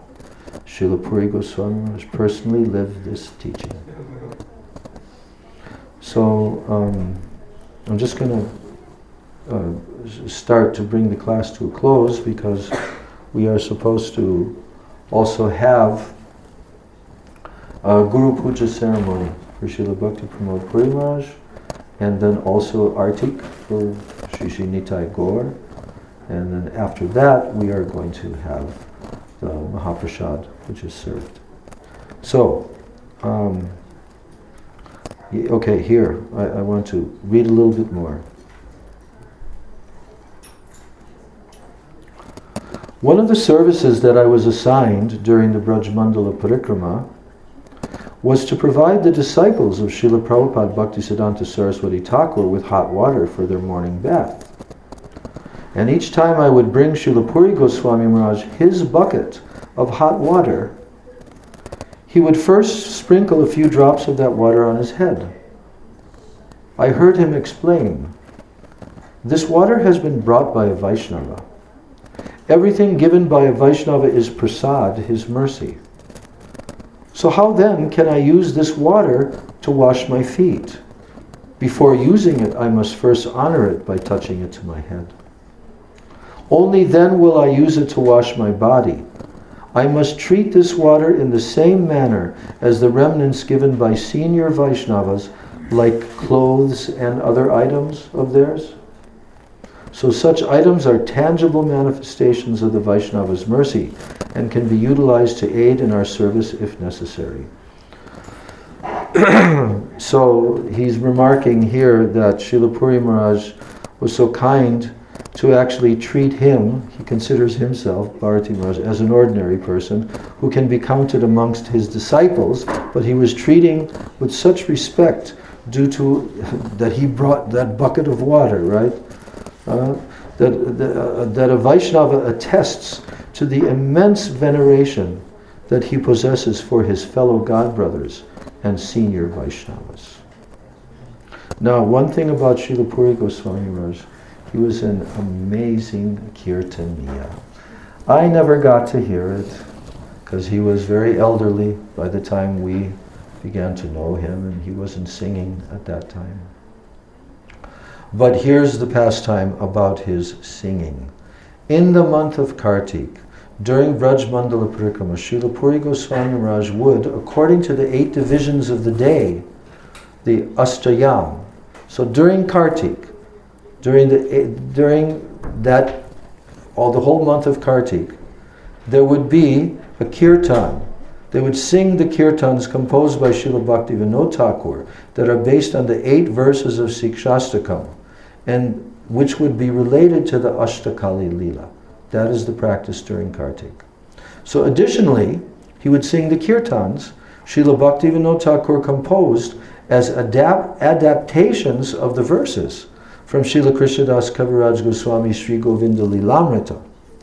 His voice was naturally sweet, and the various melodies that he used, which were appropriately chosen according to the time of the day, they were so enchanting that it was as if divine nectar was being poured into the ears of the listeners. He would sing, his heart would rejoice, and his melodious voice would attract one and all, young and old alike. Upon hearing such a glorious sound, every single pilgrim would leave aside his or her chores, and they would rush to participate in Srila Maharaj's kirtans. No one could remain absent. So while Srila Prabhupada was still physically present, Srila Puri Goswami Maharaj, then known as Pranavananda Brahmachari, he used to perform Srila Narottam Das Thakur and Srila Bhaktivinoda Thakur's kirtans on the radio. Yeah. So in this way, he served Srila Prabhupada by assisting him in his mission to expose the living entities to pure Harinam Sankirtan, which has the potency to deliver the entire world. And once, while Srila Prabhupada was in Darjeeling, he listened on the radio to the Sri Pranavananda Brahmachari sing Gopinath Mama Nivedana Suno. The divine ecstasy that Srila Prabhupada experienced upon hearing this kirtan was so immense that when he returned to Calcutta, he called Sri Pranavananda Brahmachari to his room. He asked him to sing it for him in private. And perhaps this is why Gopinath Mamam Nivedana Shuna was Srila Puri Goswami Maharaj's favorite kirtan.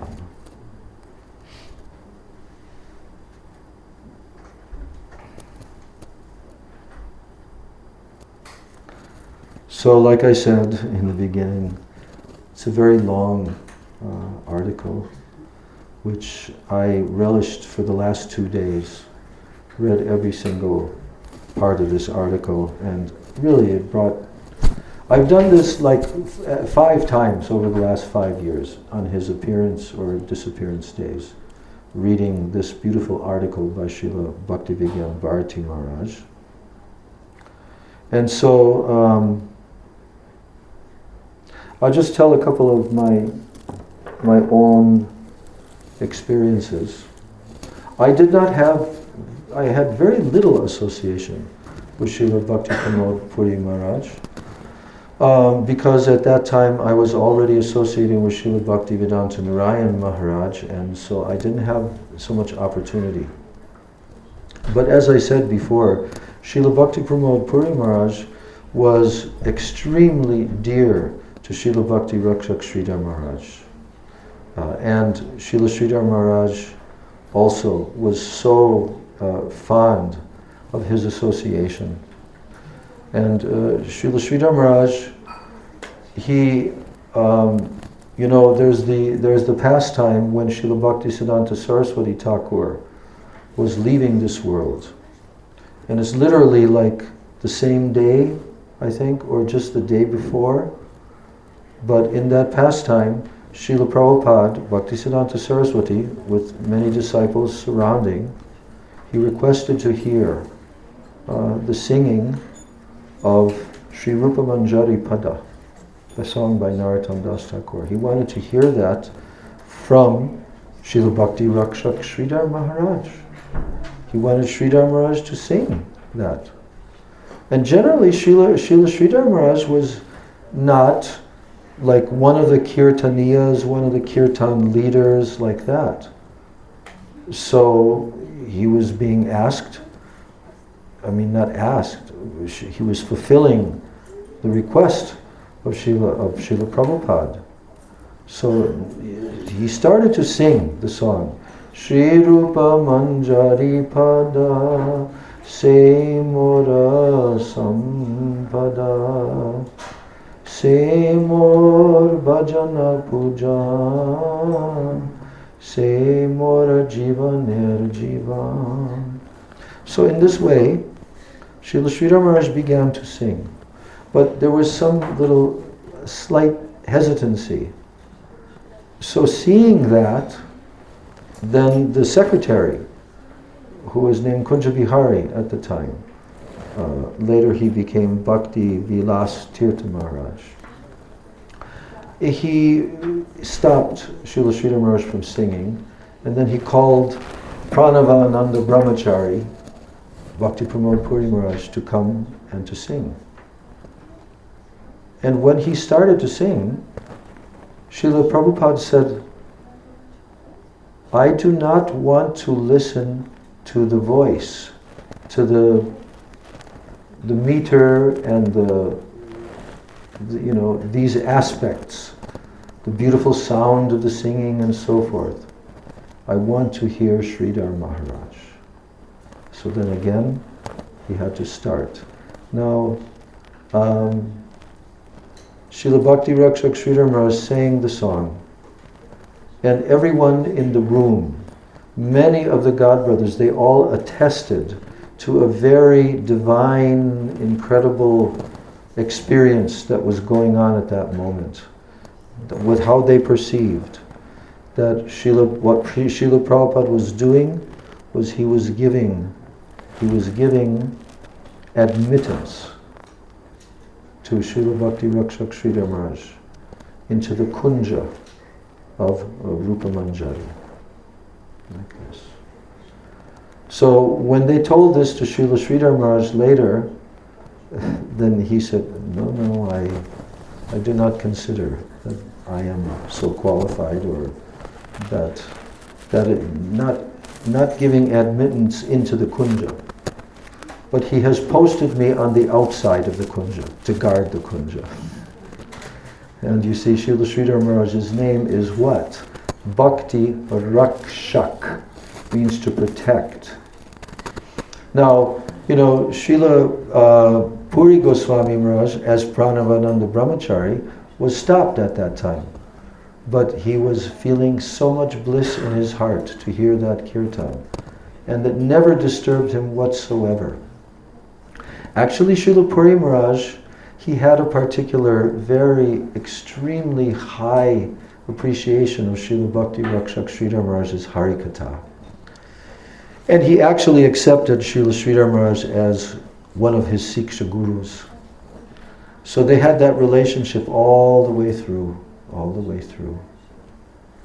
So one other incident I remember is that Srila Bhakti Pramod Puri Maharaj, after he had already, began to establish, in the early 1990s, he established this Gopinath Gaudiya Math.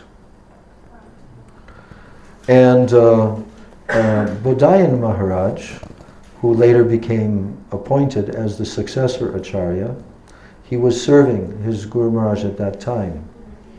And it came to his attention that a particular Acharya figure in one of the Gaudiya Maths had made a comment about Srila Bhakti Pramod Puri, because Bhakti Pramod Puri Maharaj was very renowned as a person who does deity installations, He did many, many different deity installations in different Gaudiya Math temples and so forth, and he was highly expert in the art of archan, of the deities. Highly expert, as we already heard. But actually, there was a statement made by one of the Gaudiya Math acharyas that, Srila Puri Maharaj, he exemplifies, the description in the 11th canto of Srimad Bhagavatam. Because what is the qualification of a Kanishta Adhikari? Archayam eva haraye pujam yak shradaye hate. That means that the Kanishtas, they have very great shraddha in worshipping the deity of the Lord, you see, and also in worshipping their Guru. So, Srila Bhakti Pramod Puri Maharaj, he did not hear that statement, but then it was brought to his attention that, I think it was Bodayan Maharaj who brought it to his attention. He said, Guru Maharaj, I cannot tolerate that one of the acharyas in the Gaudiya, they're saying this about you. Now, it wasn't necessarily even being said exactly in that regard, that Srila Puri Maharaj was a Kanishta like that. But it could be taken like that. And you know what Srila Puri Maharaj did when he heard that? He put his arms in the air and he said, Hari Bol! Finally, it is confirmed that I'm a Kanishta Adhikari.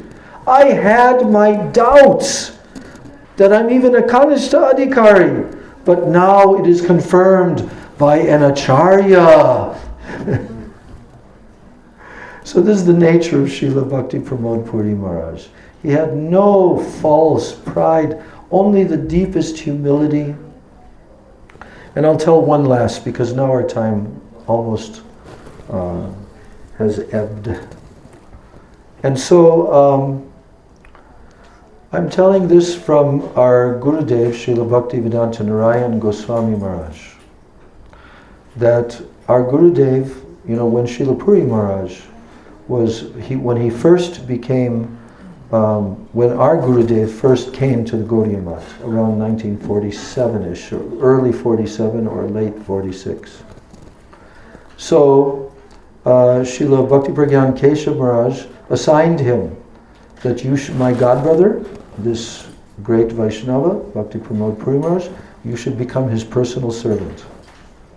And so now, at that time, Gaur Narayan was the brahmachari, not brahmachari, adhikari name given to him. And so he began to serve Srila Puri Maharaj personal services, like carrying his cloth to the Ganga and so forth, like this. And Srila Puri Maharaj liked him so much. He wanted him to be his servant forever.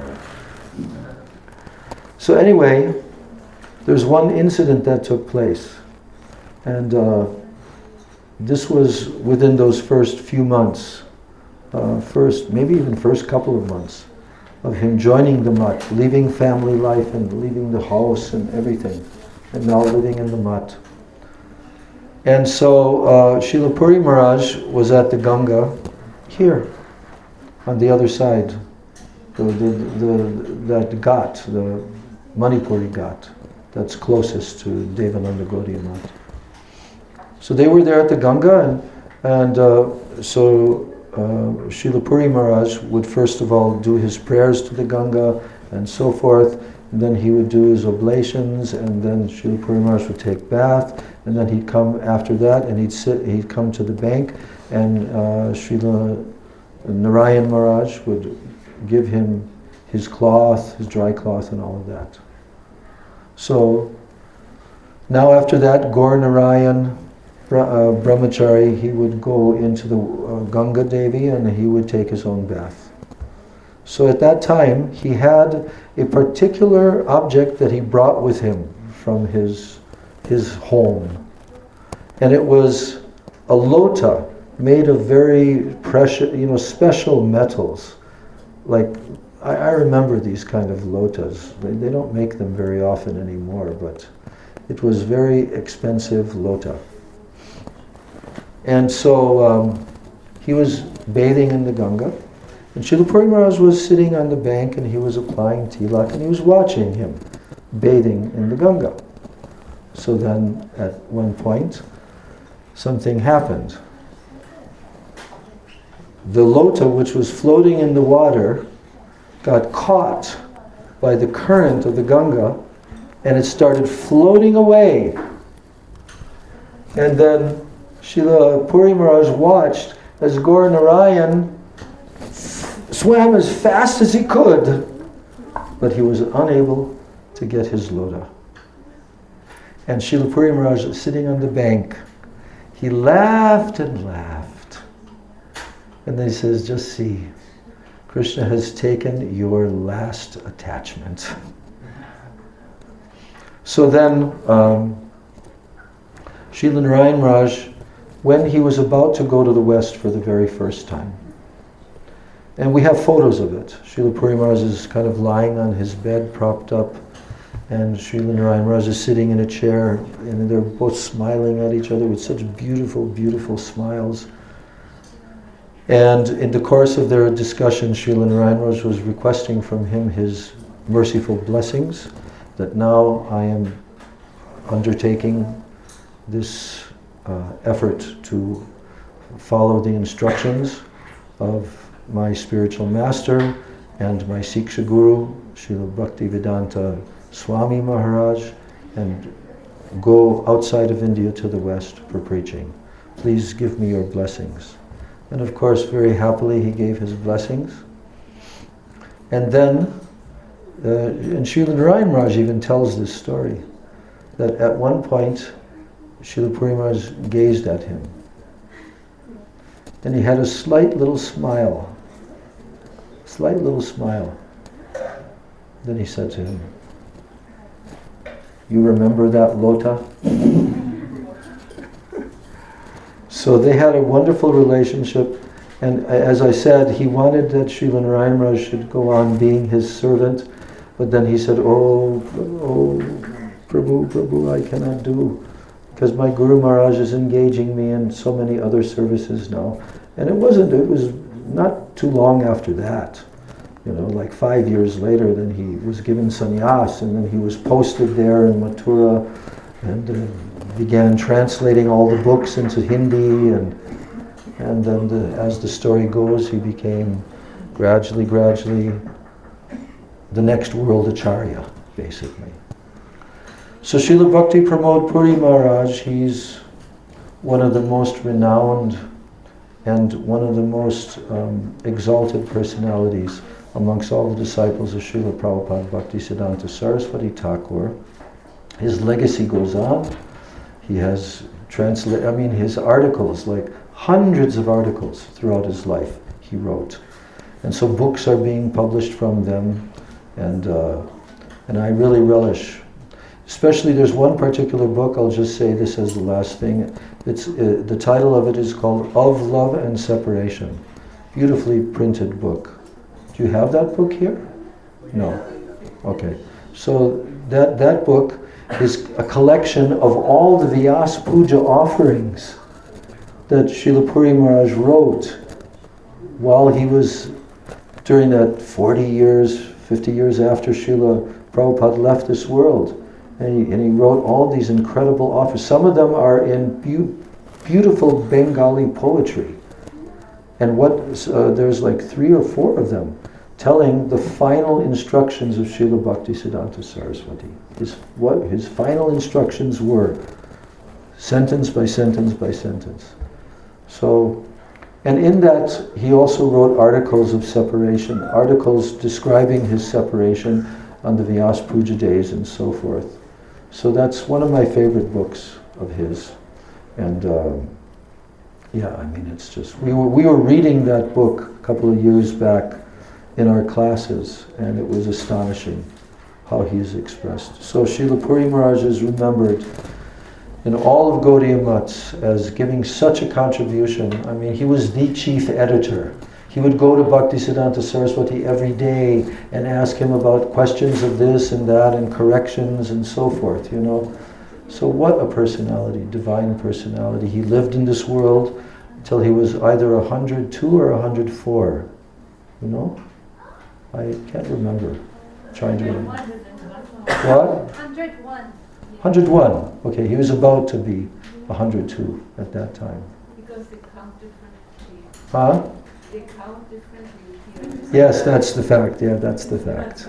Yes. Because even the 500th anniversary of Mahaprabhu, I came here to be with Srila Bhakti Rakshak Sridhar Maharaj in 1985.